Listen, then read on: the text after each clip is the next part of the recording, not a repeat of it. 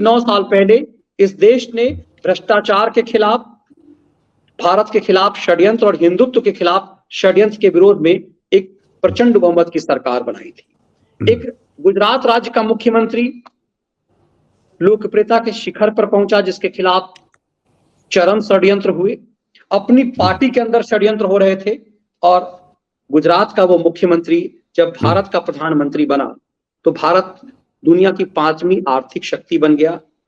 उसके दौर में जब सब एजेंडे फेल हो गए, पहले तो दलितों का एजेंडा बनाया गया, फिर मीम भी बनाया गया, फिर आदिवासियों का बनाया गया, उसके बाद शाहीन साजिश की संरचना की गई, किसानों को सड़कों पर बैठाया गया। तमाम प्रपंच जब फेल हो गए तो अब पहलवानों का एजेंडा चलाया जा रहा है भारत के खिलाफ, और पूरा एक गैंग, पूरा एक फवाद चौधरी वाला गैंग खलियर हो चुका है, यूट्यूब पर बैठ करके सड़क छाप बन चुका हुआ है। उन खलियरों ने अलग एजेंडा चलाना शुरू कर दिया कि बेरोजगारी बहुत है।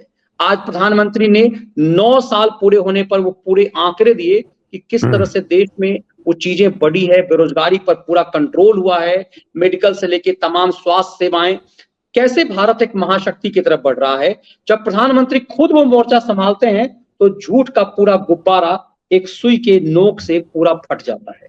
इस 9 साल में प्रधानमंत्री मोदी के कार्यकाल को आप कैसे देख रहे हैं सर? नहीं, मैं मनीष जी, दर्शकों से पहले एक बात स्पष्ट कर दूं कि ये जो दलाल घूमते हैं, अब कल भी जो हम लोगों ने समीर वानखेड़े का कार्यक्रम किया था तो वो पूरी तरह सरकार की आलोचना ही थी।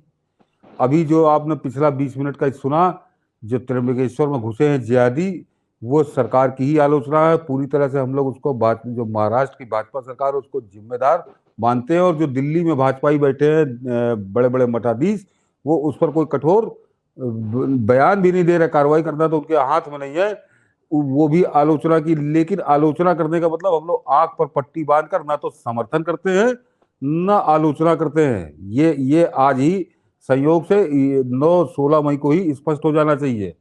ये उतनी कल की आलोचना और ये अभी शुरू के 20 मिनट की आलोचना के बावजूद ये गलतियां हैं, तो गलतियां हम लोग हमेशा टोकेंगे, आगे भी टोकेंगे, अतीत में भी टोकते रहे। लेकिन इसमें कोई शक नहीं, मुझको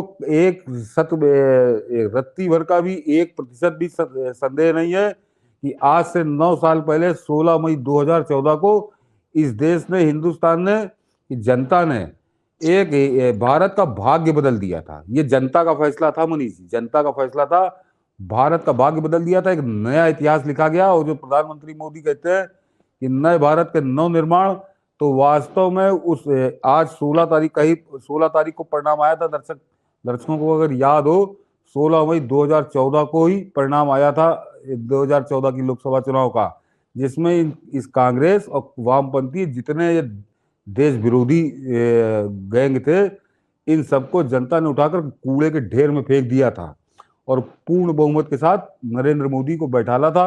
उस जनता की बड़ी आशाएं थी, बड़ी उम्मीदें थी, और उन उम्मीदों पे खरी उतरी है ये सरकार। ये गलतियां जिसके अभी हम लोग को जिक्र है, जब गलतियां भी होती है तो उस पर हम लोग बोलते हैं, टोकते हैं, सब करते हैं। लेकिन जब आप ओवरऑल 9 साल का देखें तो वास्तव में भारत का भाग्य बदला है 9 सालों में। और वो कारण बताऊंगा, केवल लफाजी नहीं, कि जैसे अभी मनीष जी ने कहा कि नरेंद्र मोदी तो अब बोलना शुरू कर रहे हैं। मनीष जी के पास मेरी किताब है, मैंने 2019 में 5 साल की ही लिखी थी, और उसमें कोई क्षेत्र छोड़ा नहीं था कि कसौटी थी कि वो नरेंद्र मोदी की सरकार सफल है या असफल है। तो ये बातें, ये तर्क, ये तथ्य जो आज नरेंद्र मोदी बोला, ये मैं 4 साल पहले 2019 में लिख चुका हूं उसको। और आज वो जो मेरी कसौटी थी वो आज और ज्यादा मजबूत हो चुकी है। आज वो और ज्यादा मजबूत हो चुकी है, और उस पर 100% इस देश की ये सरकार, प्रधानमंत्री मोदी 100% खरे उतर रहे हैं। मनीष जी, अब शुरू करता हूँ जरा सबसे पहले, जिसका मैंने कहा, जो यूट्यूब पे कैमरे डांस करते हैं, या दिल्ली के दलाल जो काफी हाउसों में और खान मार्केट गैंग, इनके यहाँ जो कैमरे डांस होता है, रोज शाम को होता है, कभी टेलीविजन पे होता है, कभी किसी न्यूज चैनल पे होता है, कपड़े उतार के कैमरे डांस होता है इस देश की सरकार और इस देश के प्रधानमंत्री के खिलाफ। उनका एक सबसे बड़ा आरोप है मनीष जी कि इस देश की अर्थव्यवस्था तबाह हो गई, सब चौपट हो गया बिल्कुल। उनकी बात मान ली जाए तो ये देश जो है कंगाल बेहाल दिवालिया। बस वो ये नहीं कह पा रहे कि हिंदुस्तान पाकिस्तान हो गया, अन्यथा चाहे वो रवीश कुमार हो, चाहे वो अजीत अंजुम हो, या वो विनोद शर्मा हो जो आता है कुछ बड़े हिंदुत्व विरोधी चैनलों पे बड़ा जज बन के बैठता है, नाम लेना। वो एक गंजा, अखंड गंजा है, उसको मैंने जब से देखा टेलीविजन को, गंजा ही, उसके सर पे बाल नहीं उग रहे। ये सब एक गैंग बना के कि साहब अर्थव्यवस्था तबाह हो गई इस देश की, बिल्कुल एकदम चूर चूर हो गई। जरा बताता हूं मनीष जी। दर्शक ये जान लें कि 2014 में गोल्ड रिजर्व, मैं बड़े सामान्य से आपको पैरामीटर बता रहा हूँ अभी डिटेल में, क्योंकि 16 दर्शक इस समय सबको याद होगा कि परिणाम आया था 16 मई को और सरकार ने शपथ ली थी 26 जून को। तो 10 दिन का समय है और बीच बीच में हम लोग उसका डिटेल में जाते रहेंगे। 26 मई को अच्छा भाई, 26 मई को ली थी शपथ, उसका तो वो डिटेल हम लोग अभी बीच में करेंगे, क्योंकि एक दिन में तो हो ही नहीं सकता। ये बहुत मोटे मोटे आपको बता रहा हूँ पैरामीटर, जिनसे ये जो तय कर देंगे कि क्या वास्तव में इस देश की अर्थव्यवस्था तबाह हो गई। बहुत छोटे छोटे। मनीष जी, जरा 2014 में जब ये फैसला आया तो भारत का जो गोल्ड रिजर्व था वो था 557 टन, 557 टन। और 2004 में जब यूपीए सरकार आई थी तब ये गोल्ड रिजर्व था 360 टन। यानी 10 साल में जब वो देश के महान अर्थशास्त्री, प्रधानमंत्री और उनसे ज्यादा ज्ञानी वो चिदम्बरम वित्त मंत्री, ये सब मिलकर जब पूरी खेत जोत रहे थे, तब इन्होंने 197 टन सोना बढ़ाया था हिंदुस्तान का 10 साल में। अभी तो मोदी सरकार के 9 साल 26 तारीख को पूरे होंगे, अभी 9 साल भी कायदे से पूरे नहीं हुए। इन्होंने 10 साल में 197 टन सोना बढ़ाया था, भंडार, सोना भंडार। और वो 557 टन को मनीष जी आज की तारीख में, आज जो भारत का गोल्ड रिजर्व है वो 795 टन है। यानी नरेंद्र मोदी की सरकार ने पिछले 9 साल में, अभी 9 साल में 9 दिन बाकी हैं, मगर 9 साल मान लीजिए कि 9 साल में नरेंद्र मोदी की सरकार ने 238 टन सोना बढ़ाया है। भारत का स्वर्ण भंडार आज की तारीख में, आज 16 मई 2023 को 795 टन है। तो ये नरेंद्र मोदी ने देश की अर्थव्यवस्था तबाह कर दी, सब लुट गया, भारत कंगाल हो गया, बेहाल हो गया, दिवालिया हो गया। ये पहला पैरामीटर है कि ये जो सोना जो है ये कितना बढ़ा है।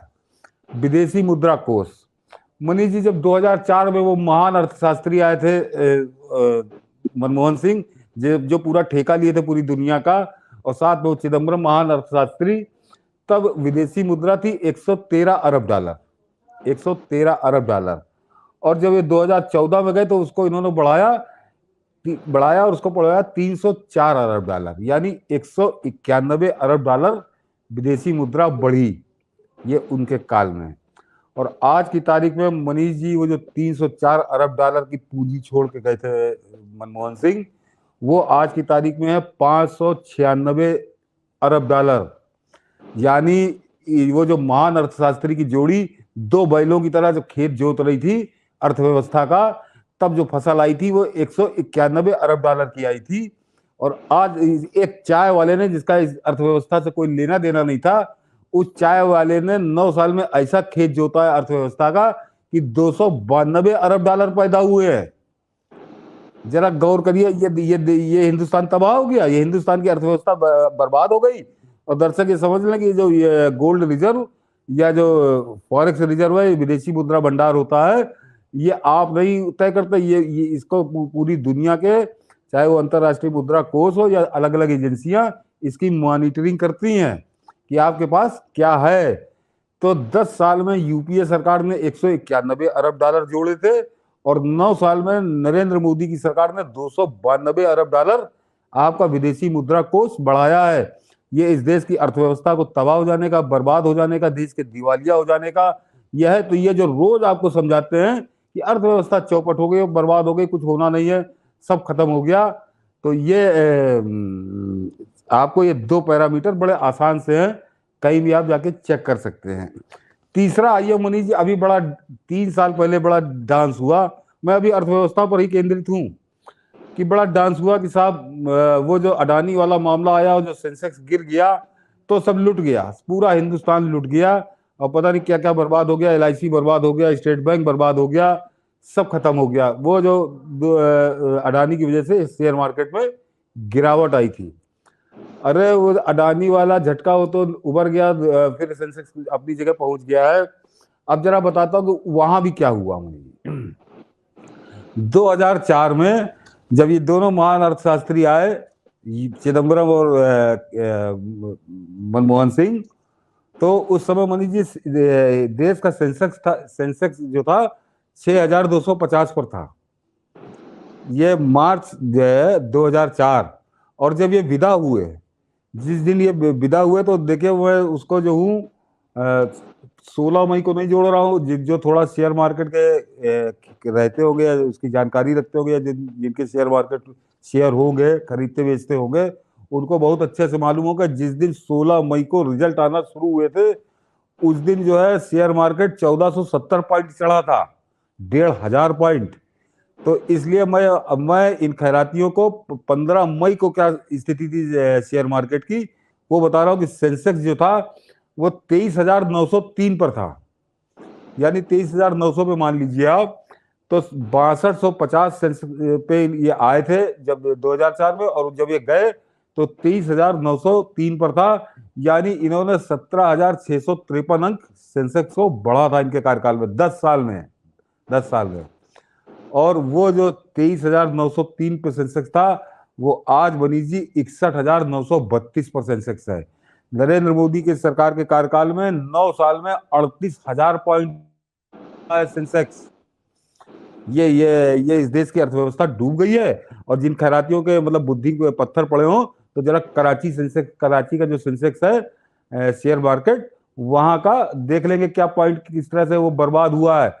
जब कोई देश की अर्थव्यवस्था तबाह होती है, बर्बाद होती है, देश दिवालिया हो जाता है, भिखारी हो जाता है, कंगाल हो जाता है, तो उसकी हालत वही होती है जो आज की तारीख में कराची स्टॉक एक्सचेंज की है। तो ये इनकी आंखें फूट गई हैं। ये तो दूध पी रहे हैं पाकिस्तान का, ये कैसे देख ले वहां पाकिस्तान की बर्बादी। तो ये पाकिस्तान की बर्बादी पे पर्दा डालने के लिए हमको आपको रोज जो है दो के पहाड़े की तरह रटते हैं कि देश बर्बाद हो गया अर्थव्यवस्था ने। तो नरेंद्र मोदी ने अर्थव्यवस्था को बिल्कुल चौपट कर दिया, बर्बाद कर दिया। अब हम लोग का कोई भविष्य नहीं है। ये मैंने 3 पैरामीटर दर्शकों को बताया मनीष जी की गोल्ड रिजर्व। और ये तब जब लोग लिख रहे हैं ये जिसमें 2 साल कोरोना में बीता है, और ये हाँ, खैराती इसीलिए खेल कर रहे थे कि कोरोना में भारत बर्बाद हो जाए ताकि ये नंगा नाच सके भारत के खिलाफ। हाँ, तो ये मतलब दर्शकों को जो है अपने बड़े बुद्धिजीवी दर्शक है जी, मैं इस पॉइंट को भूल रहा था। देखिए आपने याद दिला दिया कि वो कमेंट कर रहे हैं कि वास्तव में इन 9 साल में 2 साल तो कोरोना के निकाल दीजिए। और खाली कोरोना के निकाल नहीं दीजिए मनीष जी, कोरोना की वजह से आर्थिक बोझ बढ़ा, इस सरकार पर आर्थिक बोझ बढ़ा। यानी 80 करोड़ लोगों को आज भी राशन दिया जा रहा, उस समय के और कितनी तरह की सुविधाएं दी गई, उसके बावजूद ये मैंने 3 पैरामीटर बताया कि हमारी देश की अर्थव्यवस्था की हालत क्या है। तो वास्तव में ये तो इतिहास तो बदल ही था। इतिहास का बदला था, भारत के भाग्य ने करवट ली थी और भारत का भाग्य बदला। और ये बदला, इस भारत के भाग्य को बदला जनता ने हिंदुस्तान की, जिसने विश्वास किया, नरेंद्र मोदी पर विश्वास करके वो वोट दिया था। और उस विश्वास की कसौटी पर नरेंद्र मोदी 100% खरे उतरे हैं। अर्थव्यवस्था एक पहला इसका वो था। और उसके अलावा मनीष जी एक और बता दूं, जो किसानों की बात करते हैं, अभी बड़ा नंगनाच हुआ पिछले 2-3 साल के अंदर। अभी पहलवानों के अड्डे पे भी पहुंच गए थे किसान, तथा कथित किसान दलाल।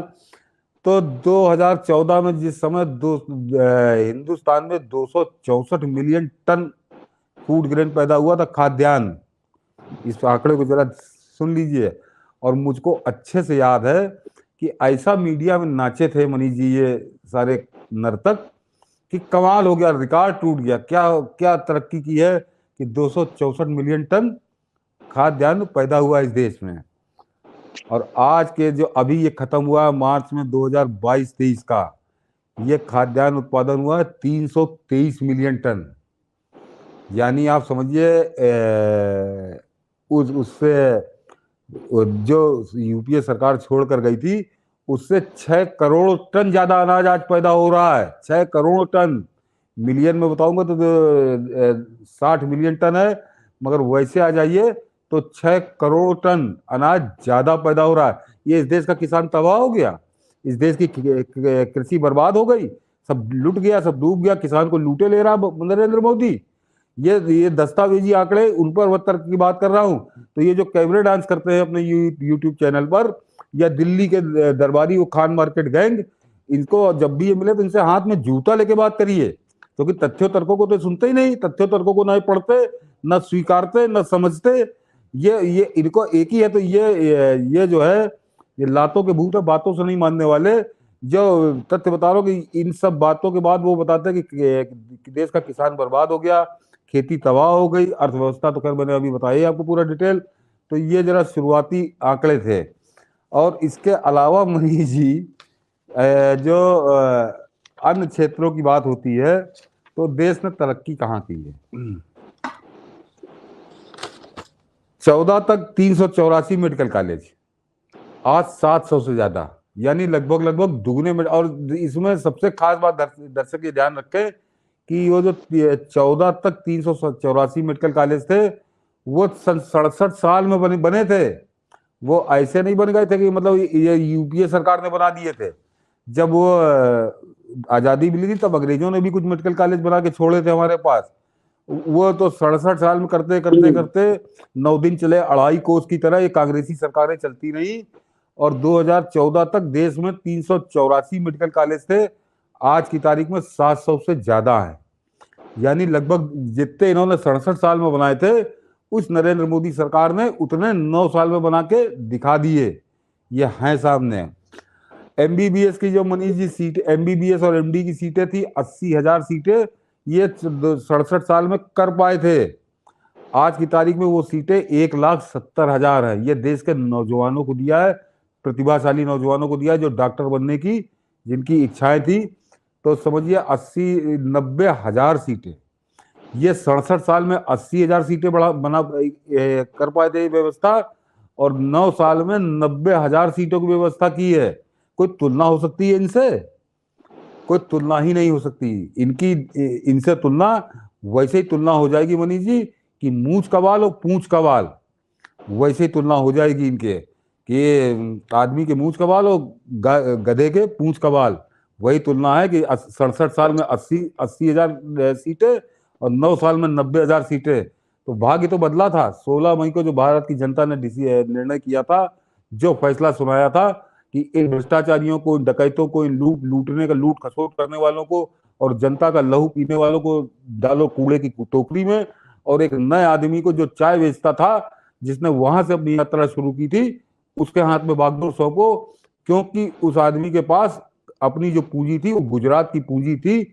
उस चाय वाले ने ये दिखाया था कि मैंने गुजरात को कैसे बदला है।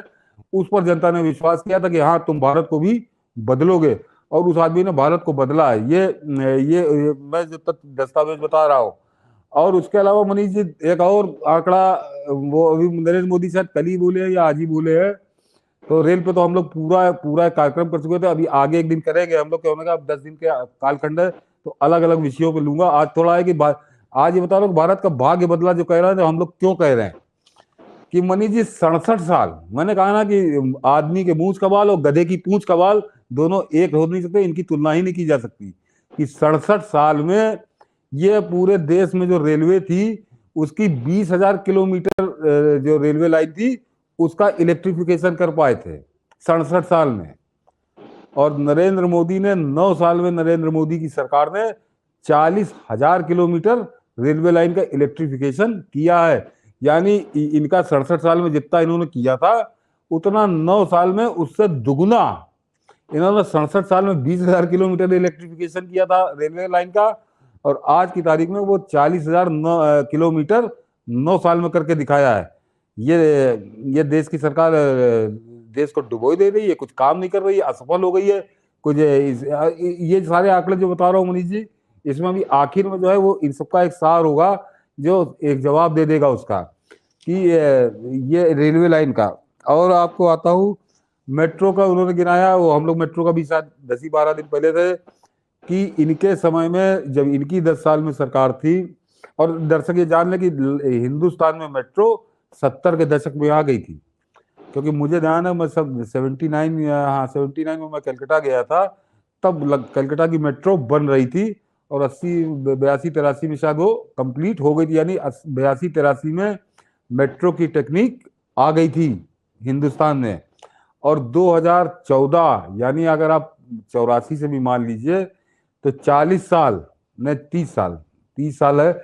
30 साल में इन्होंने इतनी तरक्की की थी कि हर महीने 600 मीटर मेट्रो की लाइन बनती थी हर महीने। आज की तारीख में 9 महीने में, मतलब जो इन्होंने 30 साल में किया था वो 9 साल में मनीष जी स्थिति यह है कि आज की तारीख में हर महीने 6 किलोमीटर, तो 6 किलोमीटर यानी 6000 मीटर, यानी ये 600 मीटर करते थे और आज वो 6000 मीटर लाइन बनती है, यानी इनसे 10 गुना ज्यादा। ये इनकी 30 साल की कमाई थी खैरातियों की, और नरेंद्र मोदी ने वो 9 साल में, अभी 9 साल पूरे नहीं हुए, फिर याद दिला दूं 10 दिन बाद पूरे होंगे, 9 साल में 10 दिन कम, कि 6000 मीटर मेट्रो लाइन बन रही है आज की तारीख में देश में। तो भाग्य तो बदला है इस देश का, वास्तव में इस देश का भाग्य बदला है। जनता ने जो सोच के निर्णय किया था और नरेंद्र मोदी ने उसको 9 साल में सिद्ध किया कि तुम्हारा निर्णय बिल्कुल ठीक है, तुम्हारे विश्वास की कसौटी में खरा उतरूंगा, और वो उतरे हैं। और अब मरीज एक और ये किसान की बात करते, गांव गरीब किसान, वो राहुल गांधी को जब आता है तो दौरा पड़ता है गांव गरीब किसान का। ये किसानों का तो अभी मैंने अनाज वाला बताया, ये कितना ख्याल रखते थे उन गरीबों का, उन गांव वालों का। इसका एक आंकड़ा इससे आप समझ लीजिए कि गांव इनके जूते की नोक पे रहते थे, गांव इनके जूते की नोक पे रहते थे। क्यों कह रहा हूं कि 2014 तक इस देश में ग्रामीण इलाकों में जो सड़कें थी उनकी लंबाई थी 3,80,000 किलोमीटर। ये 67 साल की कमाई थी कि 3,80,000 किलोमीटर सड़कें ग्रामीण इलाकों में बनी थी 2014 तक। और आज की तारीख में मनीष जी वो उन सड़कों की लंबाई ये है 11 लाख किलोमीटर से ज्यादा, 11 लाख किलोमीटर से ज्यादा। यानी इन्होंने 67 साल में गांवों में 3,84,000 किलोमीटर 3,81,000 किलोमीटर सड़कें बनाई थी, और नरेंद्र मोदी ने की सरकार ने 9 साल में 7 लाख किलोमीटर से ज्यादा सड़कें बनाई हैं। ये फर्क है, इनसे तुलना की जा सकती है? हो ही नहीं सकती। इसीलिए जो मनीष जी का थंबनेल है कि भारत के भाग्य ने करवट ली थी, ये तुलना नहीं हो रही। ये जैसे किस्मत बदल जाना, किस्मत की लॉटरी खुल जाना। तो भारत की लॉटरी खुली थी 16 मई 2014 को, क्योंकि ये जो मैं उपलब्धियां बता रहा हूँ सामान्य या साधारण है ही नहीं, ये असाधारण, अविश्वसनीय, ये वो उपलब्धियां हैं किसी सरकार की जो जनता के लिए उसको काम करने चाहिए। ये उनकी बात हो रही थी। वो तो बड़ी कॉमन सी चीज है कि 74 एयरपोर्ट थे, आज की तारीख में 150 एयरपोर्ट है बड़े आज की तारीख में। बाकी अभी मनीष जी आप कुछ बोलिए, फिर बताता हूँ कुछ और बातें। जिसमें से 2-3 तो हमारे बिहार जैसे गरीब प्रदेश में, जिसको मतलब जिसका चीफ मिनिस्टर कहता था कि तुम्हें रेलगाड़ी की क्या जरूरत है, बस की क्या जरूरत है, बस आ जाएगी तुम्हारे गांव में, बच्चे कुचल के मर जाएंगे, ये लालू यादव के बयान होते थे। उस राज्य को भी एयरपोर्ट मिला है, वैसे डिमांड बहुत सारा है। सर ये चीजें तब है, कुछ लोगों को याद भी दिला रहे हैं, जब इस देश में अपनी सरकार के खिलाफ जमकर षड्यंत्र, शाहीन साजिश की स्क्रिप्ट लिखी गई भारत के खिलाफ। किसान के रूप में जॉर्ज सोरस के पैसे के माध्यम से भारत पर षड्यंत्र हुआ। ये पूरा खैराती गैंग, ये जेम्स राय के चेले, ये खलियत खैराती गैंग, ये एक पेट पे लात खाया हुआ जो गैंग है, जो आजकल कर्नाटक में उन्माद फैलाना चाह रहा है, ये वो सब हैं जो भारत में नोटबंदी के खिलाफ जनता को प्रवोक करके देश में दंगा कराना चाहते थे कि आपको अपनी पैसे के लिए लाइन में लगना पड़ रहा है। एटीएम क्या होगा, गरीब जिसके पास घर नहीं है वो एटीएम कहां रखेगा, जिसके पास मोबाइल नहीं है वो बिना मोबाइल, डिजिटल पेमेंट क्या होता है। आज आप सब्जी लेने जाते हैं, अभी मैं भुट्टा वाला के यहाँ मैं भुट्टा ले रहा था, उसे हमने पेमेंट किया डिजिटल पेमेंट।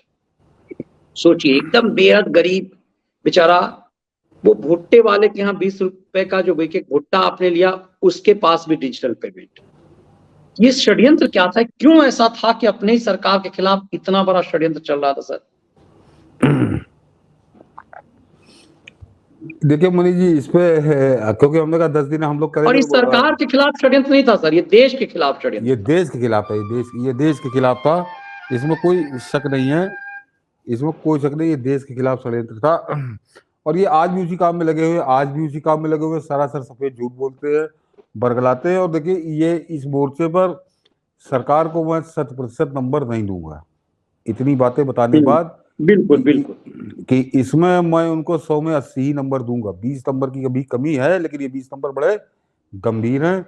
और इस पर हम लोग एक दिन इसी पे पूरा एपिसोड होगा, अब 26 तक हम लोग किसी किसी दिन करेंगे, जब मनीष जी तय कर देंगे समय कि ये मगर मनीष जी, मैंने कहा ना कि 100 में 100 नहीं, लेकिन 100 में 80 नंबर इसलिए दे रहा हूँ कि ये इनको कुचला नहीं जा रहा, इतना ही हो रहा है।